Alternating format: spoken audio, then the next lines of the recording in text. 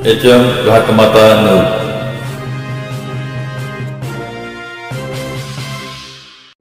जय Hind. Sangli police दलाचे माननीय police अधीक्षक श्री संदीप घुगे सर यांनी अंमली पदार्थाविरुद्ध एक अभियान राबवले आहे।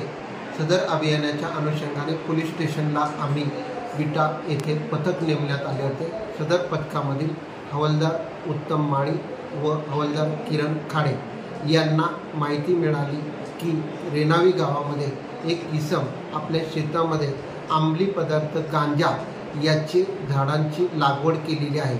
सदरच्या बातमीच्या अनुषंगाने आम्ही व आमचे DYSP श्री विपुल पाटील सर यांच्या समेत व स्टाफ व पंत समेत इथे गेलो असता त्या रेणावी गावामध्ये इसम नामे आनंदा राजाराम आनंदा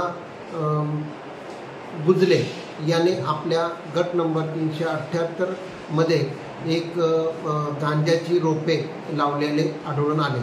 सदरच्या गांजाची रोपे आम्ही पंचासमक्ष जप्त केले।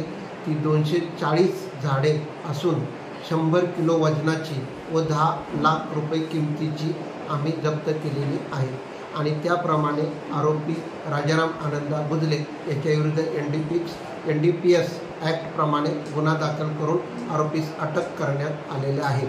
तरी सदरच्या कार्यवाहीमध्ये आम्हाला माननीय पोलीस अधीक्षक संदीप घुगे सर, माननीय ॲडिशनल SP मॅडम ऋतू खोकर मॅडम आणि SDPO विपुल पाटील सर यांचे मार्गदर्शन लाभलेले आहे।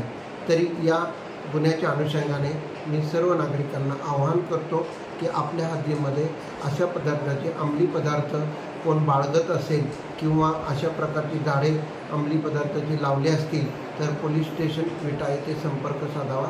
धन्यवाद।